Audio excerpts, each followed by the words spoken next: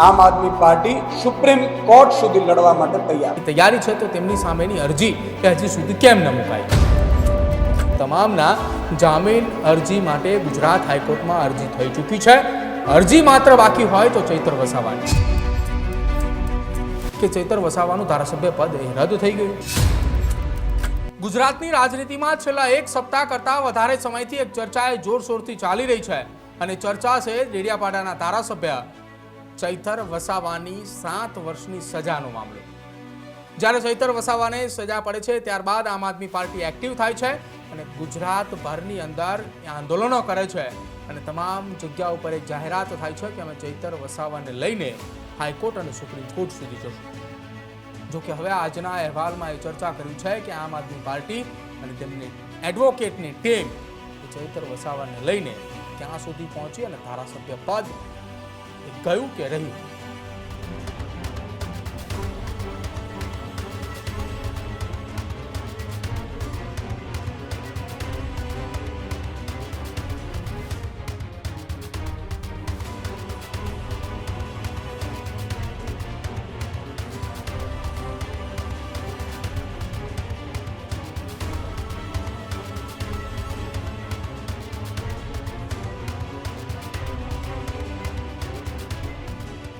વર્ષ 2023ની અંદર ડેડિયાપાડાની અંદર એક વનકર્મી સાથે એક બબાલ થાય છે.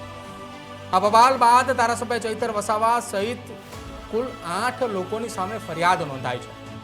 ફરિયાદની અંદર કથિત રીતે ફાયરિંગની ઘટનાનો પણ ઉલ્લેખ થાય છે, વનકર્મી ઉપર હુમલાની ઘટનાઓ પણ થાય છે અને આ ઘટનાને સંદર્ભે નર્મદા સેશન કોર્ટ દ્વારા ચૈતર વસાવા, તેમના પત્ની શકુંતલા વસાવા સહિત અન્ય 7 જેટલા આરોપીઓને દોષિત જાહેર કરે છે.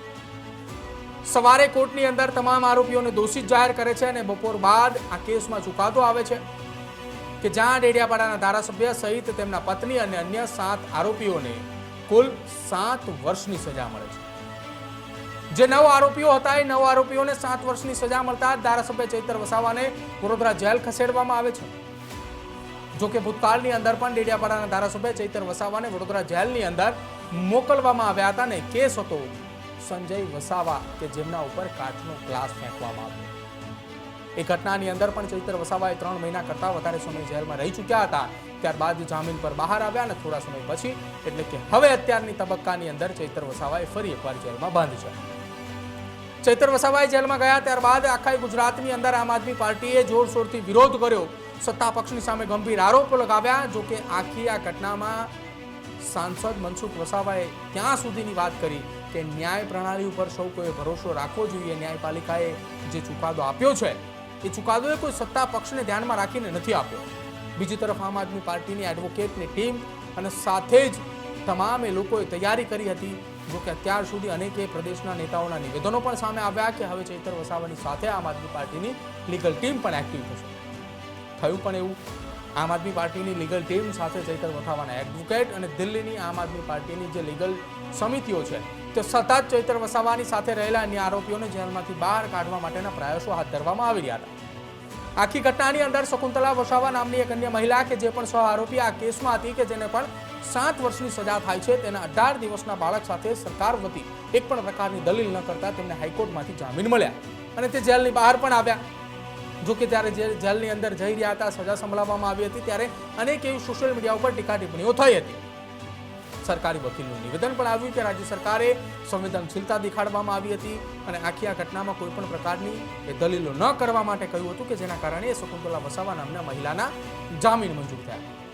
હવે જેલની અંદર બંધ રહેલા અન્ય 8 આરોપીઓની સામે આમ આદમી પાર્ટીની લીગલ ટીમ દ્વારા તમામ લોકોની જામીન અરજી માટેની પ્રોસેસ શરૂ કરવામાં આવી છે અને જે અમારી પાસે આમ આદમી પાર્ટીના જ એક નેતા તરફ કે જેમને અમને માહિતી પહોંચાડી છે એ સૂત્રો તરફથી મળતી માહિતી મુજબ 8માંના 7 આરોપીઓ જેમાં ચૈતર વસાવાના ધર્મપત્ની શકુંતલા વસાવા સહિત તમામના જામીન અરજી માટે ગુજરાત હાઈકોર્ટમાં અરજી થઈ ચૂકી છે.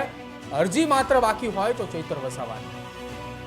હવે સવાલ એ ઉઠી રહ્યો છે કે છેલ્લા કેટલાક સમયથી સતત આમ આદમી પાર્ટી જે વિરોધ કરી રહી હતી અને કહી રહી હતી કે અમે અમારી રાજકીય પાર્ટીના ધારાસભ્ય ચૈતર વસાવાને છોડાવવા માટે હાઈકોર્ટ અને સુપ્રીમ કોર્ટ સુધી જવાની તૈયારી છે, તો તેમની સામેની અરજી કે હજી સુધી કેમ ન મુકાઈ? જે ન્યૂઝરૂમ સાથે વાતચીત થઈ હતી આપના એક નેતા કે જેમને નામ ન દેવા પર કહ્યું હતું કે ચૈતર વસાવાની જામીન અરજી ત્યારે જ મૂકવામાં આવશે કે જ્યારે તેમના પત્ની શકુંતલા વસાવા સહિત અન્ય આરોપીઓની જામીન અરજી ઉપર સુનાવણી હાથ ધરવામાં આવશે. એ સુનાવણી દરમિયાન શું કહેવામાં આવે છે કોર્ટ તરફથી ત્યારબાદ નક્કી કરવામાં આવશે કે ચૈતર વસાવાના જામીન એ કયા મુદ્દા આધારિત મૂકવા.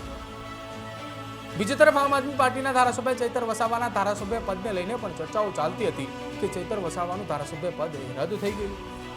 જો કે આખી આ ઘટના મામલે વિધાનસભાના અધ્યક્ષ શંકર ચૌધરી એ હાજર ન હોવાના કારણે વિધાનસભાના ઉપાધ્યક્ષ ઉમેશ મોદી દ્વારા આ ઘટનાની અંદર નિવેદન પણ આપવામાં આવ્યું હતું અને તેમને નિવેદન આપતા કહ્યું હતું કે 2 વર્ષ કરતાં વધારે સજા થાય છે તો તેમનું ધારાસભ્ય પદ ગણાતું નથી. વિધાનસભાની લીગલ ટીમ આખી આ ઘટના મામલે અભ્યાસ કરશે અને ત્યારબાદ એ લીગલ ટીમ વિધાનસભાના અધ્યક્ષ સુધી આખી આ માહિતી પહોંચાડશે અને ત્યારબાદ અધ્યક્ષ શંકર ચૌધરી દ્વારા એક નિર્ણય લેવામાં આવશે. હવે નિર્ણય ક્યારે લેવામાં આવે છે, શું આવે છે નિર્ણય, એના ઉપર તો સૌ કોઈની નજર છે, પરંતુ આ તમામની વચ્ચે એક નજર ચોક્કસ સૌ કોઈની હતી કે ક્યારે ચૈતર વસાવાના જામીન અરજી પર સુનાવણી હાથ ધરવામાં આવે છે. તો હાલ ચૈતર વસાવાની જામીન અરજી પર કોઈ પણ પ્રકારની અરજી ગુજરાત હાઈકોર્ટની અંદર નથી કરવામાં આવી. ગુજરાત હાઈકોર્ટની અંદર માત્ર અત્યારે હાલ અન્ય 7 આરોપીઓ જે જેલની અંદર બંધ છે તેમને લઈને જામીન મૂકવામાં આવ્યા છે.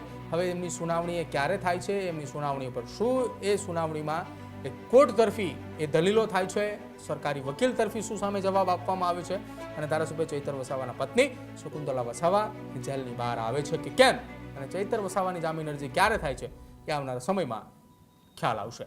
ખેડૂત ભાઈઓ છે ખેતરમાં ડ્રોન ઉડાવતા હોય છે ત્યારે આપણે એક પ્રશ્ન સતાવતો હોય છે કે જે આપણે અત્યાર સુધી જીપીએસ ટેકનોલોજી વાળા ડ્રોન વાપર્યા છે જેથી કરીને મોબાઈલ ટાવર છે અથવા તો હાઈ ટેન્શન લાઈન પસાર થતી હોય, કોઈ વૃક્ષો હોય, ત્યારે જે જીપીએસ ટેકનોલોજી વાળા ડ્રોન છે એમાં ટકરાય અને ટ્રેસ થાય છે. પણ એગ્રીવન લાવ્યું છે GNSS ટેકનોલોજી ડ્રોન, જેથી કરીને એ ડ્રોન છે એ કોઈ જગ્યાએ ટકરાય નહીં, પોતાની રીતે જ ડિસિઝન લે છે અને મૂવ થઈ જાય છે, જેથી કરીને GNSS ટેકનોલોજી ડ્રોન છે એ વાપરવાનો આગ્રહ રાખો.